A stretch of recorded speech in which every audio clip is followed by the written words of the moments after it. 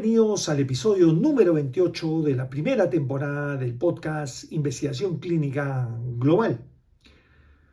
Creo que una de las razones por las cuales algunos centros de investigación logran sus metas en un proyecto clínico es fundamentalmente porque se atreven a salir de su zona de confort. Una de las actividades más importantes que tiene todo proyecto de investigación es el reclutamiento de pacientes, que es un tema que hemos visto en el podcast anterior.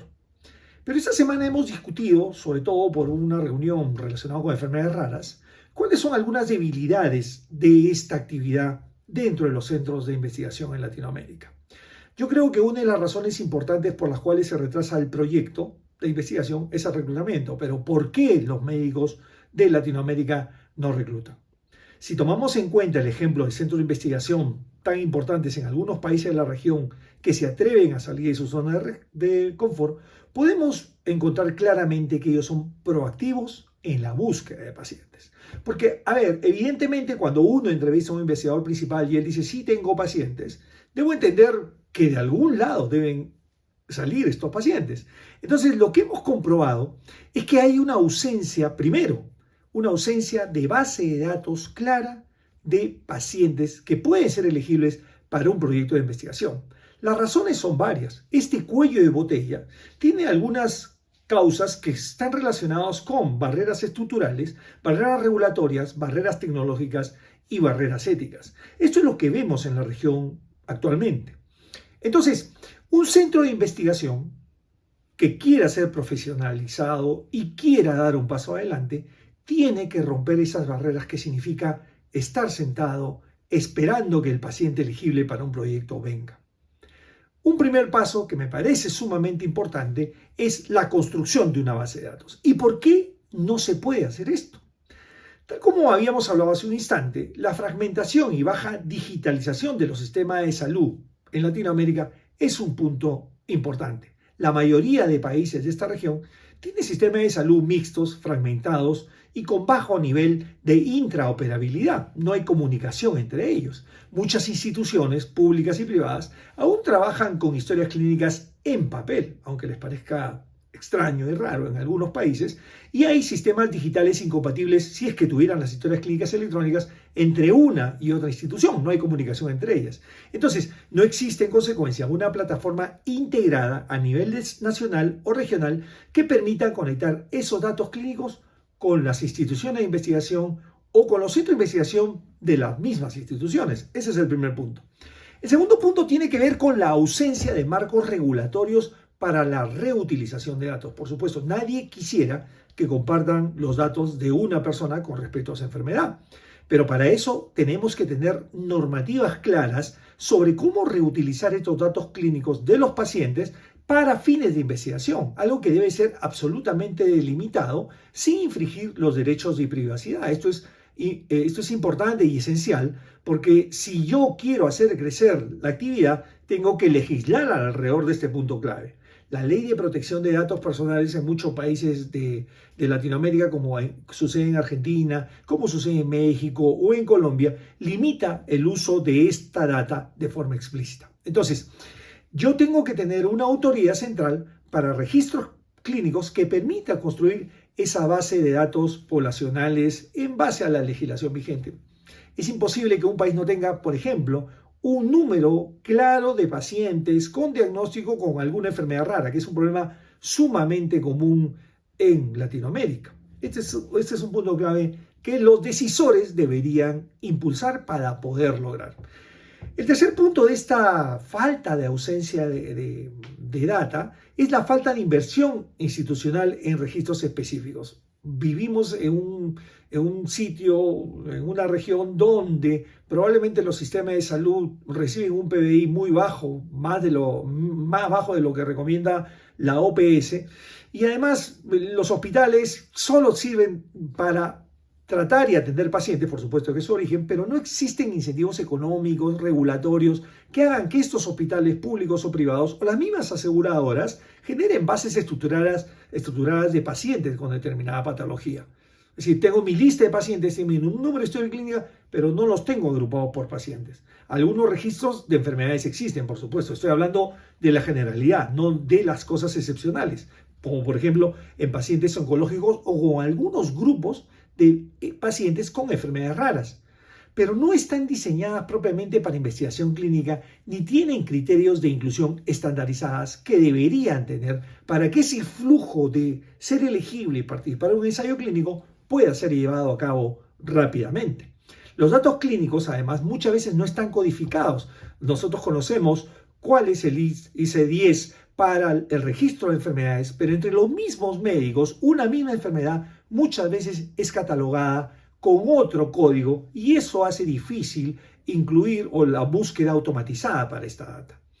El cuarto punto viene ya relacionado con los médicos y las instituciones. Hay un miedo ético legal para el manejo de datos. Existe una percepción de riesgo legal sobre los médicos y las instituciones sobre el hecho de compartir la información de pacientes sin incurrir en violaciones a la privacidad. Por supuesto, es un tema absolutamente entendible y va relacionado con el segundo punto que mencioné hace un momento. Algunos comités de ética o comités de investigación institucional exigen el consentimiento informado previo para la revisión de la historia clínica, lo que bloquea claramente la preselección. Hay algunos centros que he visto que tienen el nombre, el número y la autorización del paciente para ser contactado en caso que hubiera algún ensayo clínico disponible para su enfermedad. El quinto punto en estas razones por las cuales no existe base de datos en los centros de investigación y en las instituciones de salud relacionadas a investigación es la desconexión entre atención médica e investigación. Y esto es claro, ¿no es cierto? Los médicos tratantes y los investigadores no comparten plataformas ni criterios de tamizaje o de screening para los pacientes. Cada uno camina por su lado y la falta de incentivos o cultura de derivación de pacientes para un potencial enrolamiento en un ensayo clínico se pierde en la práctica diaria. Ustedes son testigos de que hay médicos que no ven a la investigación clínica como una parte importante, como una opción de tratamiento para sus pacientes, cuando ese tratamiento no existe y no refieren al paciente. Además, muy pocos hospitales en la región, bueno, estoy hablando de no países que son líderes en esta actividad en la región, tienen plataformas tipo Feasibility Ready, ¿no? Ready. Es decir, tengo pacientes listos con población preconsentida para estudios clínicos. Eso no existe en muchas instituciones. El otro es la resistencia institucional o comercial, ¿no? A ver, el sistema de salud público muchas veces no tiene dentro de sus prioridades desarrollar investigación clínica. Y algunos centros hospitalarios, privados o públicos, pueden considerar a sus pacientes como activos propios y no están dispuestos a compartir esa data con terceros. Es decir, estoy en una clínica A y no voy a enviar mis pacientes a la clínica B, que es mi competidor en muchos aspectos. En el sector privado, por ejemplo, hay poca disposición para esto por competencia o por falta de acuerdos macro, ¿no? Es decir, tú vas a crecer, bueno, yo ¿por qué no puedo crecer? En lugar de buscar soluciones compartidas, ese es un problema que debemos solucionar. A ver, en este caso, ¿qué podemos hacer rápidamente para poder mejorar un poco ese tema de la base de datos de los médicos, de las instituciones para investigación clínica? Plataformas preregistro voluntario de pacientes con consentimiento anticipado sería una opción importante que todo centro de investigación dentro de una institución de salud debería promover, elaborar, dentro del marco ético y legal de cada país. Eso es un punto importante. El segundo, bueno, hay redes de atención en todos los países, desde hospitales de alto nivel, de alta complejidad, hasta el primer nivel de atención, que deberían estar interconectados, que alimenten un registro único por patología. Y estamos seguros que ni a nivel asistencial existe esto. Ese es un segundo punto. El tercero, la regulación, ¿no? Una regulación que permita una reutilización anonimizada de datos clínicos con fines de investigación. Si yo pongo como prioridad de investigación en mi línea de desarrollo como institución, probablemente ese es un must que debo asumir. El otro punto es educar, doctores, a los médicos tratantes y a los mismos pacientes sobre los beneficios de participar en un ensayo clínico. Y esta actividad va en todas las partes relacionadas con el proyecto de investigación. Educación a médicos, a equipos y a pacientes en investigación clínica. Y por supuesto, dada la baja posibilidad de que haya presupuesto en instituciones públicas, alianzas público-privadas para la creación de base de datos para poder generar un impacto en investigación clínica. Entonces, para terminar esta primera parte de la revisión de ahora, yo creo que la falta de base de datos actualizadas que dicen los pacientes, que dicen los médicos tener y muchas veces no lo tienen, es clave para poder tener pacientes centralizados y elegibles para el proyecto de investigación. Es necesario tener un conocimiento estricto de los problemas que afectan esta construcción, estructura, regulatorios y culturales. Y hay que tener una visión no solamente de construir una base de datos, es tomar a la construcción de una base de datos en el centro de investigación como un pilar importante para el desarrollo de un proyecto de investigación. Por supuesto, y lo vuelvo a repetir, que esto debe estar enmarcado en un nivel ético, legal y regulatorio, siempre buscando el beneficio del paciente. La segunda razón por la cual los médicos no pueden construir una base de datos adecuada es porque no tienen una red de referencia de médicos alrededor de ellos o del centro de investigación para que refieran pacientes. Este es un tema muy interesante porque uno le pregunta a un médico, ¿tiene médicos que le refieren a pacientes? Y todos dicen, sí, claro, tengo 2 ahí, 3, y sí me van a referir pacientes. Y al final vemos que el origen no viene de ahí. Entonces, hay una falta de cultura de los médicos tratantes e investigadores con respecto a este tema. En muchos contextos de Latinoamérica, la práctica médica es altamente individualista, competitiva y solamente para una sola institución y no comparten ni información ni otro tipo de tratamiento que le pudiera dar a un paciente. Entonces, los médicos muchas veces prefieren quedarse con el paciente, no ven al ensayo clínico como parte de una estrategia de atención al paciente, sino como una intervención ajena a ellos mismos, cuando deberían ser los primeros involucrados en esa actividad.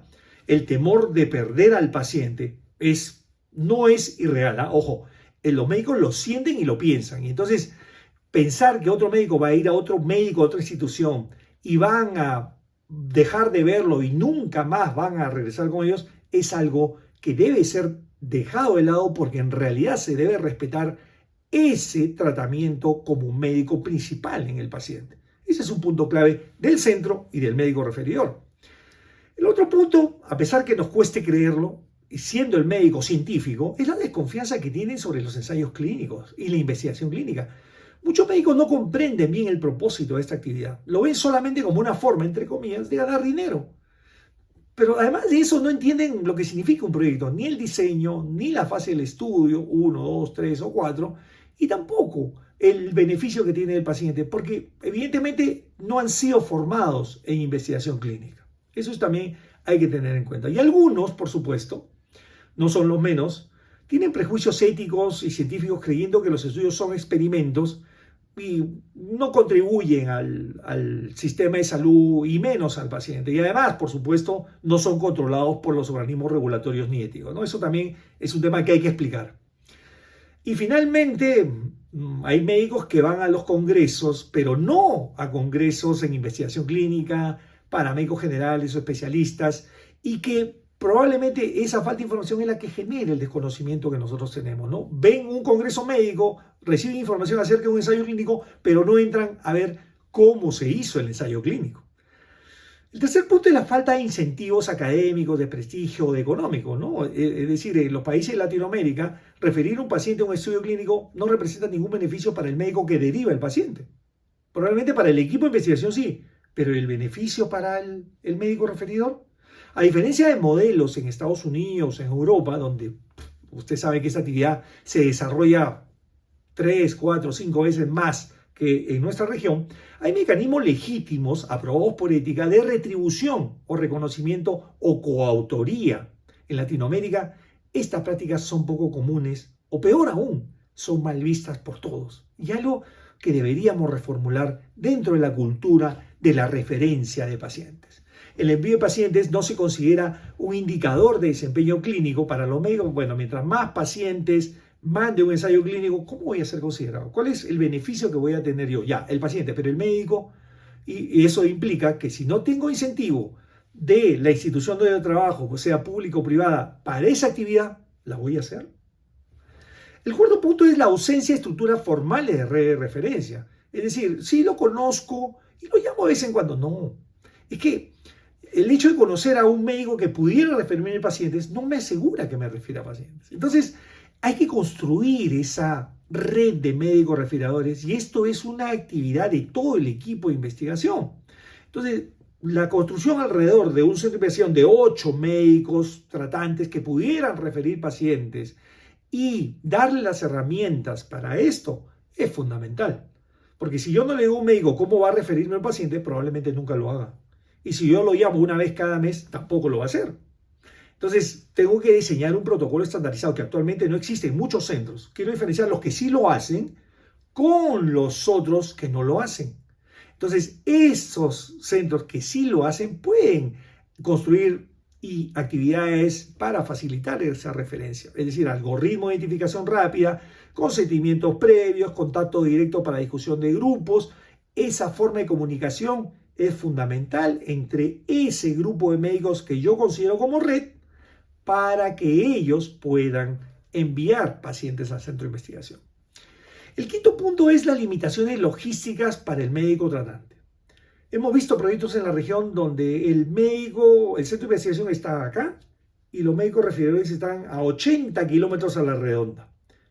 Ustedes pensarán, pero un Uber es suficiente. Muchas veces no lo es. Porque derivar a un paciente implica para el médico tratante lo siguiente. Miren, ¿no? Explicar los criterios del estudio. Resolver las dudas éticas o técnicas que el estudio tiene para el paciente. Coordinar con el equipo de investigación la referencia y cómo va a ser hecha. Y esto requiere un tiempo. Ustedes que hacen consulta médica o los que trabajan en esta actividad se van a dar cuenta que esta conversación es mínimo 1 hora. Requiere tiempo. A ver, si no es retribuido. Además, ¿dónde queda mi responsabilidad médica? Por lo que esta tarea se convierte en poco atractiva a la vida diaria. Hay que impulsarla dándole un orden y un marco de referencia ética para que pueda ser hecha sin ningún temor y dentro de un tiempo previsto para el médico que va a mandar al paciente al centro de investigación. Hay algo también que pasa en Latinoamérica, ¿no? O sea, ustedes como médicos tratantes tienen pacientes de repente para un proyecto de investigación, pero bueno, ¿a dónde lo envío? Bueno, hay que ser transparentes en este tema. Hay que darle más visibilidad a los ensayos clínicos. Revisen ustedes si fácilmente pueden encontrar en su localidad o su zona si hay un centro de investigación que hace proyectos para determinada enfermedad. Muchos médicos ni siquiera saben que hacen estudios clínicos en su región o en su ciudad. O la forma como llegar a una región cercana. No existen canales sistemáticos como boletines, plataformas, bases de datos locales que comuniquen activamente qué estudios clínicos se están llevando a cabo en este centro o en esa red de centro de investigación. Porque no todos tienen acceso al Clinical Trials Gov, muy pocos entienden, médicos, me refiero a médicos tratantes, ¿ok? Muchos no entienden exactamente cómo funciona el Clinical Trials Gov u otras plataformas que se encargan de referir pacientes para los centros y participar en el proyecto de investigación. Entonces, es un punto importante que los médicos investigadores en Latinoamérica se preocupen en construir redes de referencia sólidas. Porque el sistema, lastimosamente, de salud y el mundo de investigación y el ecosistema no lo promueve activamente. Yo estoy seguro que los que son exitosos en esta actividad es que lo han hecho ya proactivamente, pero quiero que el resto también aumente, ¿no? Entonces, hay que facilitarlo y hay que recompensarlo. Sin esa cultura colaborativa, sin incentivos claros, sin infraestructura de soporte, por un WhatsApp una vez por semana, o qué va a pasar con mi paciente o no lo devuelvo al médico tratante, probablemente como centro de investigación estoy perdiendo posibilidades de enrolamiento. Bueno, la parte final de ahora es, bueno, tengo los dos problemas principales, doctor, base de datos y red de referencia que no funciona. ¿Cómo podría hacer entonces para potenciar esta actividad? Yo creo que lo primero es hacer un modelo escalable de red de médicos referidores. Y les voy a dar algunos pasos que pudieran potenciar el centro de investigación que usted está manejando. Primero, hay que definir estratégicamente el estudio que voy a recibir. No voy a recibir todos, ¿no? Los que no puedo hacer, no los puedo hacer. o la patología en la cual estoy especializada, ¿no? Para conocerla. Una patología objetivo puede ser cualquiera: oncología, respiratorio, cardiología, reumatología o cualquier otra actividad. Primero, eso. Segundo, el tipo de pacientes requeridos. Tengo que tener criterios clave y saber dónde los puedo localizar. Tercero, saber si la región donde va a desarrollarse el proyecto lo tiene. Y además conocer a los médicos, que yo digo amigos, como son referidores, ¿no? Son especialistas, son médicos generales, son subespecialistas, tienen alta demanda de pacientes, dónde trabajan, su centro, teléfono, número, especialidad. El segundo, construir ese mapa con los médicos relevantes del grupo de médicos identificar al potencial referidor, categorizarlos, y además tengo que entender cuál es su realidad. Y para eso probablemente una reunión que puede ser presencial ayudaría mucho para conocer cuál es la cultura y el pensamiento del médico con respecto a esta actividad, si es que no lo conozco. Y si lo conozco, es una buena forma de reforzar esa amistad. Yo buscaría líderes de opinión local, no necesariamente los médicos con mayor número de pacientes en la consulta, sino el que tiene mayor influencia en esa red de médicos, y eso lo sumaría con la base de datos de un hospital que pudiera tener alto número de pacientes, y no necesariamente, como les vuelvo a repetir, es el que más pacientes tiene el que puede referir. Él podría influir y él recibir los pacientes previamente. El tercer punto es darle material al médico que potencialmente refiere, ¿no? Es decir, no basta decirle, oye, tengo un estudio de asma y mándame pacientes. No, hay que darle material impreso, digital probablemente en este tiempo, para que le sirva de identificación de los pacientes y cómo lo va a enviar. Hay que darle un contenido importante, hay que darle un resumen del estudio clínico, criterios claves de elegibilidad, qué pacientes no enviar, tal vez un flyer para los pacientes para que entiendan que es un ensayo clínico. No estaría de más darlo para que el paciente luego va a hacer un viaje del médico referidor al centro diga, no, esto finalmente no. El paciente ya debería venir al centro de investigación con conocimiento y con las ganas de participar. Puede que al final diga no, con el consentimiento final, pero finalmente debería llegar con esa intención, ¿no? Por supuesto, todo esto aprobado por el Comité de Ética local para que todo esté dentro del marco ético y regulatorio importante. Construir un formulario de derivación, como una sumilla o una hoja clínica, podría ser un adicional para crear ese documento fuente que muchas veces faltan en las historias clínicas. Hay otro tema también importante, es el consentimiento para derivación, para que después el paciente no diga, me mandaron a un centro y yo no sabía qué era, ¿no? Entonces, eso también es importante que nosotros podamos tener en cuenta. Y finalmente, ese flujograma que para el médico que refiere le sirva, ya, voy a llamar a la persona 1, ella va a decir a la persona 2, me va a decir esto, yo tengo que hacer esto con el paciente, hacer el consentimiento de referencia, el documento de referencia resumen, para que pueda llevar al centro y el centro lo recibe en este tiempo, de esta manera. Eso tengo que ordenarlo. Como se dice, dar la mesa servida para que el paciente y el médico referidor puedan actuar rápidamente. El cuarto punto es que necesitamos capacitar a los médicos referidores. No es suficiente, y les digo claramente, no es suficiente decirle que es un paciente con gastritis crónica para que lo envíen al centro. No, podría ser que reciban 40 pacientes y ninguno sea elegible. Entonces, un entrenamiento de 30 o 40 minutos por Zoom, hablando solo de criterio de inclusión, dentro de lo que la confidencialidad lo permite, por supuesto, enfocando el tema de qué candidatos son posibles para este estudio, darle ejemplos de casos clínicos reales sobre, miren, este médico refirió a este tipo de paciente de tal manera, con estas características, y de 10 pacientes que envió, 10 pacientes ingresaron al estudio, ¿no? Eso también es sumamente interesante y aleccionado para los médicos, ¿no? Para que aprendan sobre este tema. El otro punto, en esta época, pues tenemos que tener canales de comunicación abiertos, ¿no? O sea, si yo al médico le doy un número de teléfono y hago un grupo de WhatsApp o Telegram para el soporte de comunicación abierta, debo tener una persona atenta a ese canal de comunicación. Yo he visto centros que reciben el mensaje y lo contestan a las 2 o 3 horas. Entonces eso también es genial, hacerlo. Un newsletter comunicando el estado de enrolamiento de los pacientes como para animar, ¿no? Mire, ya me envió 3 pacientes, estamos avanzando, necesitamos 3 o 4 más, le recuerdo estos criterios de inclusión y darle un feedback sobre el trabajo, sobre lo exitoso que ha sido refiriendo al paciente. No saben lo bueno que para un médico referidor es que le digan que lo está haciendo perfectamente bien. Y esto es importante hacer. El otro punto es la retroalimentación y el reconocimiento. Entonces, no me refiero a felicitarlo porque mandó pacientes, contarle los resultados del estudio, cuando sean publicados, por supuesto, cómo están yendo los pacientes que ellos enviaron, está mejorando, mire, lo voy a enviar para que le den una consulta. Hay que hacer ese tipo de situaciones o de actividades para que el médico se sienta comprometido y parte del equipo y del éxito de nuestra actividad.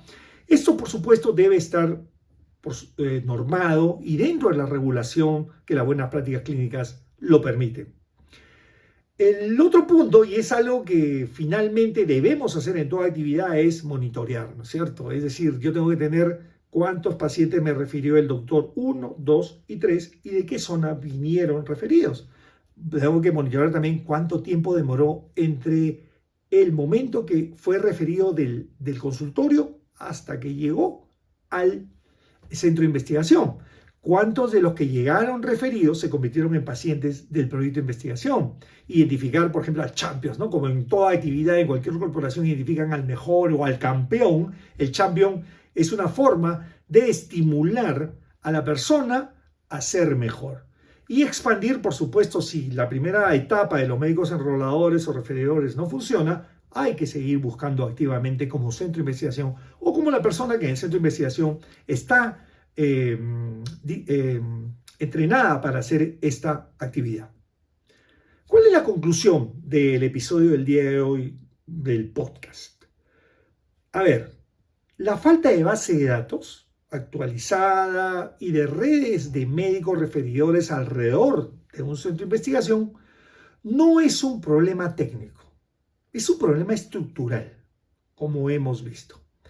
A ver, si el médico no tiene información, no tiene cultura colaborativa y no tiene incentivos, y ojo, no estoy hablando de dinero, el enrolamiento se vuelve ineficiente y aleatorizado. Es decir, puede que sí, puede que no. Si yo me siento a esperar que el paciente entre por la puerta, no voy a llegar a lograr los objetivos deseados.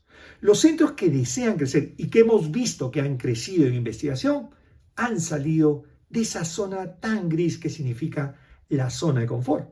En este caso, un líder de un equipo de investigación debe ser capaz de diseñar estrategias proactivas, identificar, conectar y empoderar a los médicos referidores, empezando por ellos mismos y su equipo en crear una base de datos que me permita rápidamente identificar a pacientes elegibles para un proyecto. Ahora, no necesitan una inteligencia artificial ni una plataforma de alto costo. Herramientas simples, doctores. Flujos claros, canales abiertos de comunicación es clave. Un Excel, un WhatsApp, un Telegram, un teléfono y una comunicación abierta permanente para que el médico referidor pueda enviar pacientes. Y nosotros, como tarea inicial, construir nuestra base de pacientes. Es que necesitamos, para ser exitosos, esto. La preparación tiene que tener una visión estratégica y tiene que tener, además, si el centro de investigación pertenece a una red pública o local, una voluntad institucional para potenciar esta actividad. La investigación clínica es sostenible, empieza por datos, evidentemente, empieza por redes y empieza por una acción coordinada entre todos los stakeholders de esta actividad. Así que empecemos a aplicar este tipo de experiencias en nuestro próximo proyecto de investigación para seguir creciendo como centro de investigación y, por supuesto, en la región como un ecosistema potente en ensayos clínicos.